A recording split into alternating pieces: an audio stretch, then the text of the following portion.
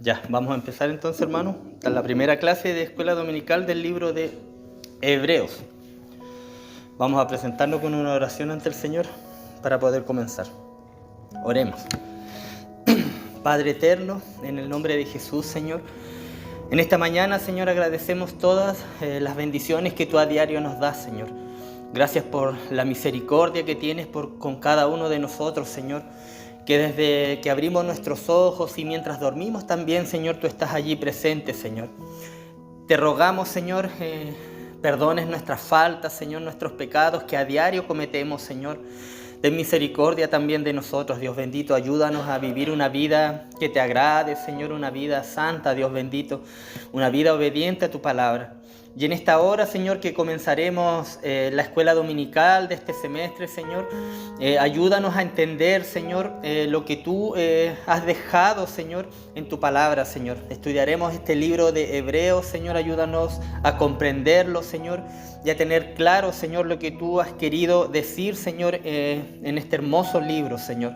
Bendice a cada uno de mis hermanos que se encuentran en este lugar, Señor, a quienes aún no han llegado, Señor, que tal vez llegarán más tarde a la hora del culto. Bendice su vida, Señor, y dejamos también todas estas peticiones que se han estado poniendo en la iglesia, Señor, por los enfermos, por los niños, Señor. Sé tú paseándote en cada uno de ellos. Te alabamos, Señor, y te honramos. En el nombre de Jesús. Amén. Amén. Bueno, hoy día, como dije recién, ¿cierto? Vamos a empezar con el libro de Hebreos. Hoy comenzaremos esta... ¿Alguien ha leído el libro de Hebreos? ¿Sí? ¿Completo alguien o algunos conocen algunas partes nomás? Bueno, hoy vamos a estudiar, ¿cierto? Juntos esta hermosa carta a los Hebreos. Yo he leído este libro en varias oportunidades, completo, y le animo, a lo mejor si usted no lo ha hecho, a que también lo haga para que tenga... durante la semana. Yo en una semana uno lo puede leer bien porque es relativamente corto, tiene varios capítulos, pero hay algunos capítulos que son bien cortos, así que en una semana, por ejemplo, con unos 40 minutos de lectura diaria, uno lo puede leerlo más bien, para que tenga una vista panorámica mejor del libro.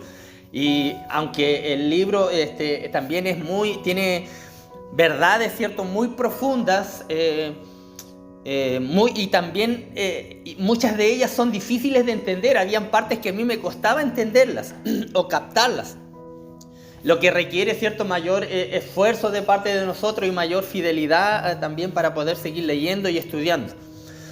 Yo, por ejemplo, en lo personal me estoy apoyando en algunos comentarios bíblicos que tengo. Compré algunos libros también de estudio bíblico y de ahí voy sacando información de todas estas cosas. También, por ejemplo, durante la semana cuando estoy en mi trabajo me pongo los audífonos y empiezo a escuchar algunos sermones también con respecto al libro. Y así yo poco a poco me voy preparando también para poder dar la clase. Bueno, vamos a empezar entonces.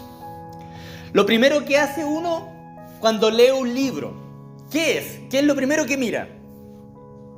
El libro que sea, no importa, no tomando cualquier libro, por ejemplo, vamos a leer, no sé, Papelucho. ¿Qué es lo primero que uno ve en el libro? El autor, ¿cierto? ¿Quién escribió el libro? Porque en la escuela lo primero que siempre va en la prueba, ¿quién es el autor del libro? Y eso es lo primero que vamos a ver hoy, ¿cierto? El autor, y en el caso de lo que es la palabra de Dios, la fecha. Bueno, con respecto a la fecha, como he dicho en otras oportunidades, siempre hay rangos de años. Algunos dicen, a lo mejor lo fechan más temprano, otros lo fechan más tarde, pero hermano, eso no quiere decir que uno esté equivocado y el otro está en lo correcto. Varía, ¿no? Siempre en la fecha. Bueno, lo primero, ¿cierto?, es la autoría, el autor del libro. ¿A quién se le atribuye el libro, cierto? ¿Alguien sabe o tiene una idea quién pudo haberlo escrito? Pablo, ¿ya quién más pudo haber sido?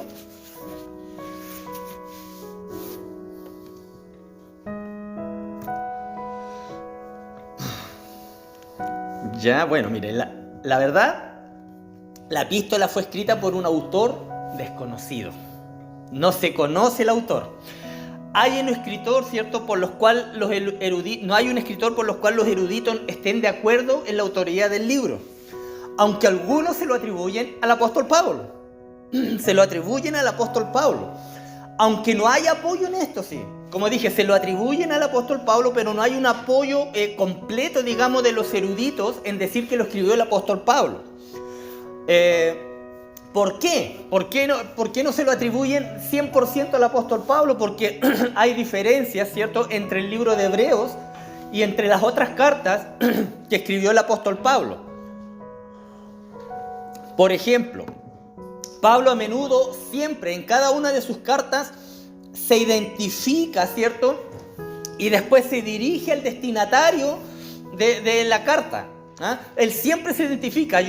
Pablo, no sé, de repente dice prisionero, apóstol de Jesucristo, y empieza, ¿cierto? Gracia y paz. Y en esta carta no hay eso. Esos son algunos ejemplos de por qué no se lo atribuyen a Pablo. Y él siempre se identifica y después se dirige al destinatario de la carta. Hebreos no hace eso. El libro de Hebreos no hace eso. Hay temas en Hebreos, ¿cierto?, como el de Cristo como sumo sacerdote, que Pablo en ninguna de las otras cartas tampoco lo toma. Mientras que en todas las cartas de Pablo siempre hay semejanza en algunas cosas que él dice. Y en este caso, por ejemplo, cuando se habla del Cristo el sumo sacerdote, Pablo no toca ese tema. Entonces, por eso que algunos eruditos dicen que no escribió la carta. Pero, muchos sí apoyan o dicen que esta persona tiene que haber sido una persona muy cercana a Pablo, porque a pesar que no tiene la introducción de Pablo o lo que él siempre hacía, la carta cuando uno la lee es como que lo estuviera escribiendo él. Entonces todos coinciden en que este autor desconocido sí tuvo un contacto directo con el apóstol Pablo por la forma en que él escribió. Y por lo mismo, y otros dicen que pudo haber sido también Apolos, que estuvo con Pablo. Incluso algunos dicen que pudo haber sido hasta Pedro, pero también Pedro ya como que se descarta un poco que haya sido Pedro. Incluso algunos también le atribuyen la autoría del libro a Bernabé, que estuvo con Pablo, ¿cierto? A Silas o Silvano, que es lo mismo, que también estuvo con Pablo. A Lucas, que estuvo con Pablo, entre otros. Por eso que también algunos piensan que pudo haber sido alguno de estos, porque la carta es muy parecida al vocabulario que usaba Pablo. Pero sabemos, ¿cierto?, que fue escrita por un creyente, por un cristiano, un varón, ¿cierto?, que conocía muy bien el Antiguo Testamento, porque él nombra muchas referencias del Antiguo Testamento, especialmente del libro de Levítico, donde salen los sacrificios, y las menciones de los sacrificios, ¿cierto?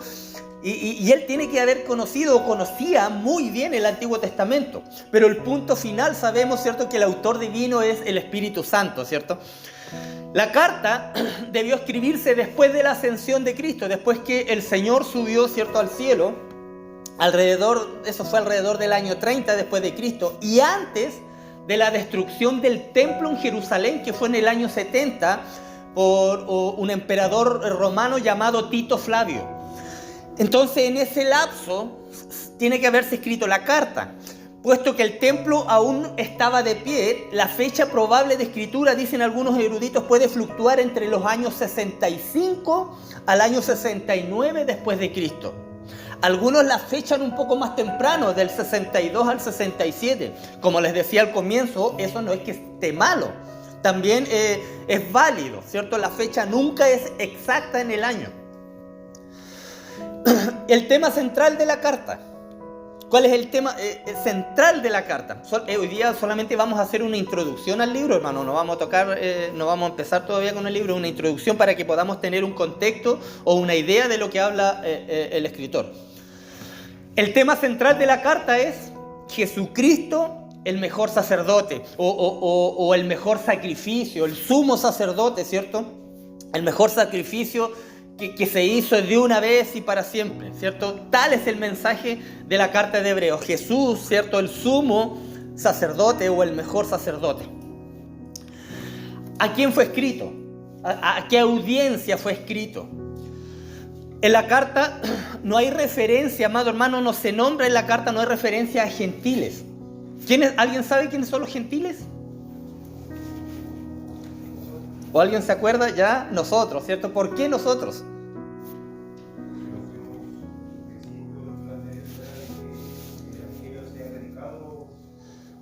a los gentiles. Bueno, la diferencia entre que hace la diferencia en nosotros los gentiles es que los judíos, por ejemplo, los gentiles son personas que no son judías. ¿Me entienden? Nosotros somos gentiles. Cuando se habla de gentiles en la palabra son personas que no son judías, como bien dice nuestro hermano ahí, el pueblo a la cual fue encomendada o dada la palabra, ¿cierto? Entonces los gentiles son el resto, digamos. Nosotros somos gentiles.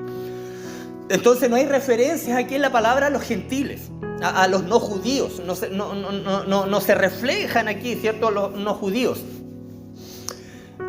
Lo cual indica casi ciertamente que la congregación a la cual va dirigida esta carta estaba compuesta estrictamente por judíos, ¿cierto? Hebreos. Tampoco se conoce la ubicación exacta de este grupo de hermanos de hebreos.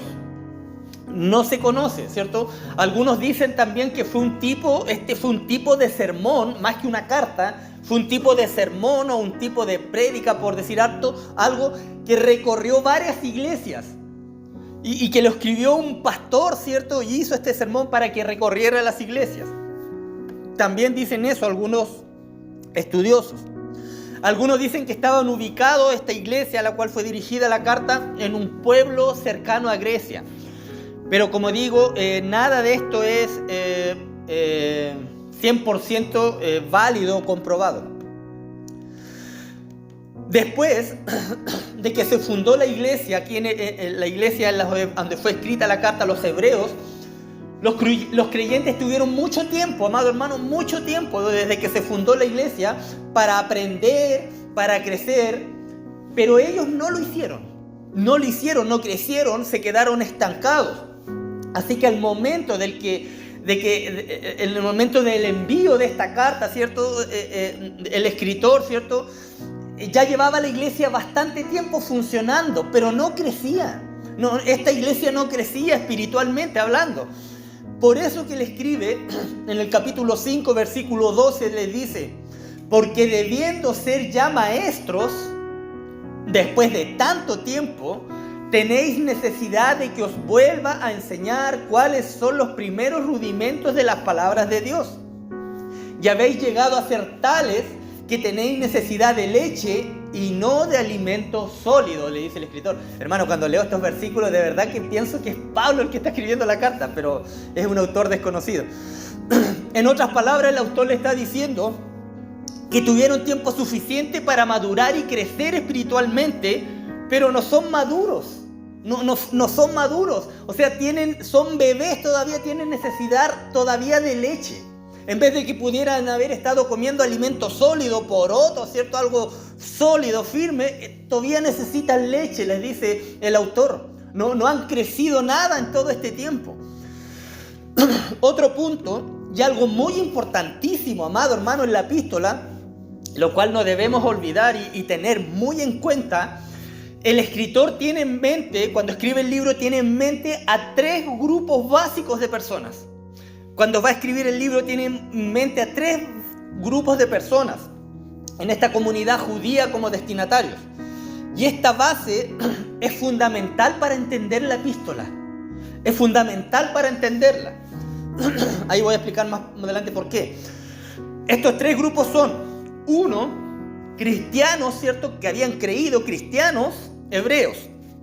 El segundo grupo son hebreos no cristianos que solo estaban convencidos intelectualmente, pero no eran cristianos, ¿cierto? Y el tercer grupo son hebreos no cristianos y que ni siquiera estaban convencidos.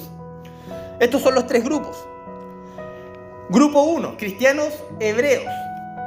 En esta comunidad, amado hermano, de judíos, donde fue escrita la carta, había una congregación, ¿cierto? Sí, de verdaderos creyentes que habían creído realmente en el Señor Jesucristo, provenientes del judaísmo, en el cual habían nacido, ¿cierto? Y crecido. Y realmente eran cristianos convencidos y de verdad, ¿cierto? Habían nacido de nuevo en Cristo. Habían recibido al Señor como amo, Señor de su vida, como Mesías, como Salvador personal, y se habían hecho discípulos. El resultado de esto fue una hostilidad de parte de su pueblo, por el hecho de ellos haber creído, ¿cierto?, en el Salvador. Y fue una hostilidad terrible de parte de su propio pueblo a estos cristianos hebreos. Aislamiento de parte del pueblo, ¿cierto? Destierro, marginación de sus familias, persecución, incluso sufrimientos también de muchas clases. Pero a pesar de esto, ellos confiaban en el Señor y tenían total confianza en el Evangelio de Jesucristo. Pero a pesar de su confianza, a pesar que tenían confianza, estaban en peligro de volver a los patrones, ¿cierto? O a las normas del judaísmo, a los rituales. No de perder su salvación, ellos eran salvos, sino de confundir el evangelio, ¿cierto? Con las ceremonias del judaísmo, con el legalismo también del judaísmo, debilitando así su fe, ¿cierto? Y su testimonio también. Tal vez por estas cosas fue que no crecieron. A pesar de los años que llevaban como iglesia, no crecieron, no maduraron espiritualmente por la presión que había de sus mismos compatriotas. Ellos aún se aferraban, ¿cierto?, a la adoración, al ritual en el templo. Ellos todavía estaban conectados con eso. Por esta razón, ¿cierto?, que el escritor también, movido por el Espíritu Santo, les habló tantas veces acerca del nuevo sacerdocio, porque de eso habla el libro, del nuevo sacerdocio, el nuevo templo, les habla el escritor, el sacrificio nuevo, el santuario nuevo, todas estas cosas que son mejores que las versiones del Antiguo Testamento, por decir algo. Debido a la persecución, ¿cierto?, debido a la presión que sufrían estos hermanos, ¿cierto?, de parte de sus compatriotas, les llevó, amado hermano, a tomarse aún más fuerte de algunas tradiciones judías antiguas. Por la presión que sufrían, ¿cierto? Y era difícil romper con estas tradiciones. Con toda esa presión, amado hermano, además de su débil fe que ellos tenían también, eran cristianos, pero tenían una débil fe y su ignorancia espiritual también y poca madurez, estaban en grave peligro, amado hermano, de mezclar, ¿cierto?, lo nuevo en Cristo con lo viejo del antiguo pacto. Estaban en grave peligro de convertir su cristianismo solamente en rituales y ceremonias y legalismos. Esta era una congregación, amado hermano, completa de hermanos débiles que aún llamaban inmundo a lo que el Señor ya había santificado, ¿cierto? Como eran algunos alimentos, por dar un ejemplo. Y esta epístola, ¿cierto?, se escribió para dar confianza también a estos hebreos que sí eran cristianos, a este primer grupo, que sí eran hebreos cristianos, ¿cierto? Para dar confianza a este grupo de personas, a estos creyentes que se estaban, entre comillas, como hundiendo. De ahí está el otro grupo, el grupo número 2. Hebreos no cristianos, ¿cierto? Eran hebreos no cristianos, pero estaban convencidos solamente intelectualmente. O sea, convencidos de lo que habían leído, escuchado, pero no eran cristianos.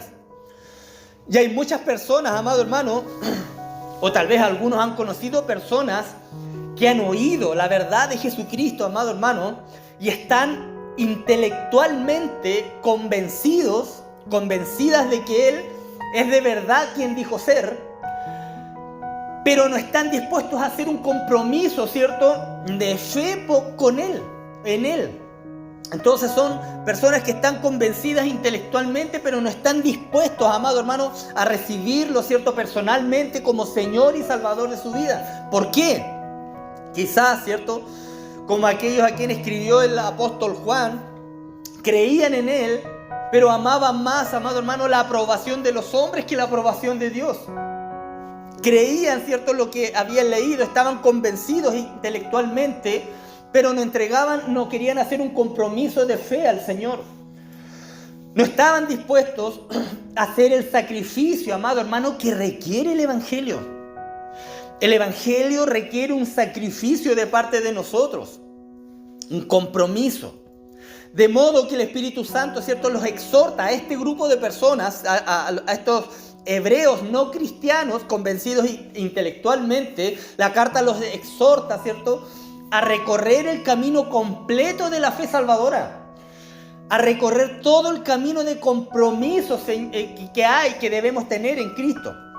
Y en el capítulo 2 se encuentra una de las declaraciones especiales para este grupo de convencidos intelectualmente, mas no comprometidos, ¿cierto? Espiritualmente. Dice el capítulo 2, versículos del 1 al 3. Porque es necesario, por tanto, dice, es necesario que con más diligencia atendamos a las cosas que hemos oído, le dice el escritor. No sea que nos deslicemos, porque si la palabra dicha por medio de los ángeles fue firme y toda transgresión y desobediencia recibió justa retribución, ¿cómo escaparemos nosotros si descuidamos una salvación tan grande? Le dice el escritor, ¿cierto? Le comienza diciendo que es necesario que atiendan, ¿cierto?, diligentemente eso que han oído y que han creído, pero que lo atiendan, le está diciendo el escritor, ¿cierto? Estaban a punto de reconocer, pero no de comprometerse. Eran culpables del gran pecado de negarse a hacer aquello de lo cual intelectualmente estaban convencidos.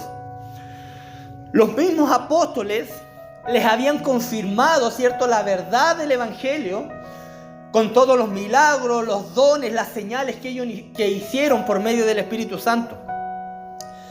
Y uno se puede preguntar, ¿cuál es el pecado más grande que puede cometer el hombre? Rechazar a Cristo. Rechazar a Cristo. En el capítulo 10, versículo 26 dice, porque si pecáremos voluntariamente después de haber recibido el conocimiento de la verdad, ya no hay más sacrificios por los pecados, les dice el escritor nuevamente a este grupo de personas. Si una persona oye el evangelio, amado hermano, lo entiende y está convencida en su mente, ¿cierto?, de esa verdad, de ese evangelio, ¿cierto?, pero voluntariamente rechaza a Cristo, ¿qué más puede hacer Dios? Nada, está diciendo el escritor, ¿cierto? Todo lo que Dios promete es, ahí mismo en el capítulo 10, versículo 27, una horrenda expectación de juicio y de hervor de fuego que ha de devorar a los adversarios, dice el escritor. Fuertes palabras, amado hermano. Hay palabras, versículos muy fuertes en el capítulo 10. Y la advertencia continúa en el versículo 29. En el mismo capítulo 10 dice, ¿cuánto mayor castigo pensáis que merecerá el que pisoteare al Hijo de Dios y tuviere por inmunda la sangre del pacto en la cual fue santificado e hiciere afrenta al Espíritu de gracia? Amado, fuertes palabras. Cuando usted conoce la verdad del evangelio, amado hermano, cuando usted conoce esta preciosa noticia, esta preciosa verdad y la rechaza, las consecuencias son terribles y permanentes. Hablaremos más de esto cuando lleguemos ahí a estos capítulos. Y de ahí está el tercer grupo. Hebreos no cristianos que ni siquiera están convencidos. Pero todos estaban dentro de la iglesia, del templo. El libro también, ¿cierto?, habla a este grupo, a quienes ni siquiera no han creído nada en absoluto. Nada, absolutamente nada, a quienes aún no están ni convencidos de ninguna parte del evangelio, ¿cierto? Y el escritor busca mostrarle con claridad que Jesús es quien dijo que era. Entonces, estos son los tres grupos que la epístola tiene en perspectiva, o que el escritor tiene en perspectiva, ¿cierto? Y es importante entender esto para no confundirse. Por ejemplo, con seguridad el Espíritu, ¿cierto?, nos está diciendo a los creyentes en el capítulo 9, versículo 27, que dice, está establecido para los hombres que mueran una sola vez y después de esto el juicio. No le está diciendo eso a los creyentes porque nosotros, los que hemos creído, no estaremos en el juicio final, amado hermano. Entonces, hay que entender bien, ¿cierto?, la perspectiva del escritor, a quienes tenía en mente. Y en cuanto, como dije, vayamos avanzando en el estudio, iremos relacionando cada texto con alguno de estos tres grupos. Pero el mensaje principal, amado hermano, va dirigido a los creyentes. Y periódicamente hay advertencias superpuestas a los otros dos grupos. En el libro de Hebreos hay confianza, amado hermano. En el libro de Hebreos hay seguridad para el cristiano, para nosotros, amado hermano. Hay advertencias también para el intelectualmente convencido. sobre recibir a Cristo o ser condenado por su conocimiento. Y finalmente, como dije recién, hay una presentación convincente para el juicio del incrédulo, amado, que ni siquiera está persuadido intelectualmente a creer en Jesucristo. Hebreos es para cada uno de los grupos mencionados una presentación de Cristo. Hebreos habla de Cristo. Toda la epístola habla de Cristo, ¿cierto? El Mesías, el autor del nuevo pacto, amado hermano, mayor que el Antiguo Testamento.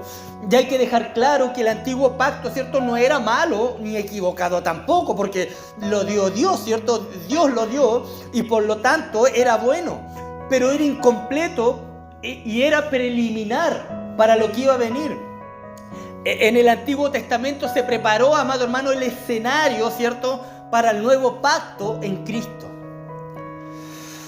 Ahora veremos algunas observaciones del trasfondo del libro. Y esto igual es importante para poder entender la epístola. Para los judíos, para el pueblo judío, ¿cierto?, para Israel, siempre había sido peligroso acercarse a Dios. Siempre había sido para ellos peligroso, por lo que dicen el Pentateuco, ¿cierto?, las Escrituras, en los primeros 5 libros de la Biblia. Éxodo 33:20 dice: no me verá el hombre y vivirá. O sea, está diciendo el Señor ahí, el que me vea va a morir. Entonces, el pueblo judío siempre sintió ese temor. Siempre ha pensado que es peligroso acercarse a Dios. Y en el gran día de la expiación, en el Antiguo Testamento, en la fiesta, ¿alguien sabe? Antiguamente en el Antiguo Testamento había una gran fiesta que se celebraba, que celebraba también el pueblo judío, que era el gran día de la expiación. ¿Alguien sabe cómo se llamaba esta fiesta? Yom Kippur, ¿cierto? La fiesta de Yom Kippur. ¿Y alguien sabe qué significa Yom Kippur? Yom Kippur significa día de la expiación, así de simple. Eso es. La fiesta de Yom Kippur, ¿cierto? Se celebraba una vez al año, y esta ocurría, como dije, una vez al año.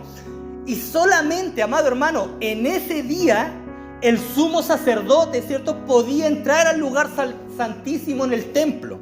Solamente en ese día podía entrar a la presencia de Dios. No podían ver a Dios, no podían contemplarlo, ¿cierto? Ni siquiera podían acercársele, excepto ese único día del año, amado hermano. Y solo una persona podía hacerlo. El sumo sacerdote, ¿cierto?, debía entrar y salir rápido. Incluso algunos entraban amarrados con un lazo en la cintura o en el pie, cosa que si no salían y morían delante de la presencia del Señor, los otros lo pudieran tirar y arrastrar para afuera. Era algo muy rápido, ¿cierto? Entraban y salían rápidamente. Y así Dios estableció, ¿cierto?, un pacto con el pueblo de Israel. Y en este pacto, Dios, amado hermano, en su gracia e iniciativa soberana, le ofreció a Israel una relación especial con Él. De una manera única, ¿cierto? Como dice la Escritura, Él sería su Dios y ellos serían su pueblo para alcanzar al mundo. Ellos tendrían, ¿cierto?, este acceso especial a Él si obedecían la ley. Quebrantar la ley era y es pecado, ¿cierto? Y el pecado nuevamente interrumpía ese acceso para llegar a Dios. Y puesto que siempre había pecado, el acceso siempre se interrumpía para llegar a la presencia de Dios. Por lo tanto, Dios instituyó, ¿cierto?, este sistema de sacrificios. Él instituyó este sistema de sacrificios por medio del sacerdocio levítico, ¿cierto? Los levitas que hacían, ¿cierto?, estos sacrificios con animales que simbolizaban la expiación o el perdón de los pecados del pueblo. De modo para que esa barrera, ¿cierto?, que había ahí se pudiera quitar y tener ese acceso a Dios. Y el perdón de los pecados también, obviamente, del pueblo. Pero el hombre, adivinen, no puede cumplir la ley. Jamás ha podido cumplir la ley, ¿cierto? Y la barrera volvía a colocarse delante de ellos. Volvía a colocarse, ¿cierto? Se ejecutaba un sacrificio de arrepentimiento para la expiación de los pecados, para quitar esa barrera, pero una vez más se violaba la ley y nuevamente la barrera volvía a colocarse. Entonces uno se pregunta, ¿cuán seguido había que haber hecho sacrificios? Y la respuesta es siempre, ¿cierto? Incesantemente deberían haber habido sacrificios hora tras hora, día tras día y así meses tras meses. O sea, incesantemente. Nunca debieran haber parado, amado hermano. Además de esto, los sacerdotes, ¿cierto? Que entraban allí a la presencia, ¿cierto? Al lugar santísimo, también eran hombres pecadores. Eran hombres pecadores, ¿cierto? Y tenían que hacer sacrificio primero antes de entrar por sus propios pecados. Antes de entrar a hacer sacrificios por el pueblo. Entonces la barrera, amado hermano, subía y se bajaba y así. Y así por muchos años. Y este solo hecho demuestra ya que ese sistema, ¿cierto? Era ineficaz. Demuestra la ineficacia del sistema. Era una batalla perdida contra el pecado. Ya que el sistema, ¿cierto?, de sacrificios nunca eliminaba el pecado completo, ¿cierto?, de una manera completa y final. No lo eliminaba, solamente lo cubría, pero no lo eliminaba. Hermanos, el hombre necesitaba un sumo sacerdote. El hombre necesitaba, ¿cierto?, un sacrificio perfecto para abrir el paso de una vez por todas. Un sacrificio, amado hermano, que fuera mucho más allá de una simple figuración. No que se tratara de que solamente en el momento, en el día de la expiación, nuestros pecados solamente fueran cubiertos. No, sino que llevara todos nuestros pecados de una vez y para siempre, ¿cierto? Eso dice el escritor de Hebreos exactamente que fue lo que Jesús hizo. Eso es lo que el escritor de Hebreos plantea en su carta. Jesucristo vino como mediador de un pacto, amado hermano, mejor, porque no debía repetirse hora tras hora, o mes tras mes, o año tras año, amado hermano, no. Cristo, ¿cierto?, es el mediador de un mejor pacto, porque su sacrificio quita de una vez y para siempre, amado hermano, todos los pecados cometidos. Ya no es necesario hacer sacrificios una vez al año. El sumo sacerdote puede entrar a la presencia de Dios porque esa barrera, ese velo que había, ¿cierto?, fue quitado por medio de Jesucristo. Él, ¿cierto?, totalmente perfecto, ¿cierto?, Jesús, el sacerdote perfecto, el sacrificio perfecto, ¿cierto?, Jesucristo, amado hermano, en su sacrificio propio, en su sacrificio, amado hermano, de sí mismo, ¿cierto?, de él mismo, amado hermano, mostró la perfección que eliminaba por completo el pecado. Entonces, hay un sacerdote mejor que hizo un sacrificio mejor. Tal es el mensaje central de la carta de Hebreos. Los judíos, toda su vida, amado hermano, han buscado un sacerdote perfecto. Han buscado un sacrificio perfecto final. El autor de Hebreos dice, se los presento. Aquí está Jesucristo. Eso es lo que habla el escritor en esta hermosa carta, amado hermano, y es importante tener esto en mente. Todo lo que se presenta en la epístola se presenta como mejor. Una esperanza mejor, un pacto mejor, una promesa mejor, un sacrificio mejor, una sustancia mejor, una resurrección mejor, un todo mejor. Eso es lo que plantea el escritor, ¿cierto? En la epístola se presenta a Jesucristo como el mejor supremo. El autor dice, Jesús es nuestro sacerdote. Es el sumo sacerdote de sumos sacerdotes y está sentado a la diestra del Padre. Su obra en la tierra está terminada, dice él, está completa a nuestro favor. Eso es lo que plantea el escritor en la carta de Hebreos. Y con esto, amado hermano, podemos tener un mayor entendimiento o podremos tener un mayor entendimiento de la epístola. Por eso que le decía al comienzo que el autor de la carta tiene que haber conocido muy bien el Antiguo Testamento, especialmente el libro de Levíticos, donde se habla mucho de los sacrificios del Antiguo Pacto. Él los conocía muy bien, por eso que plantea aquí, ¿cierto?, el contraste con Jesucristo, que es todo mejor. Amén. Amén.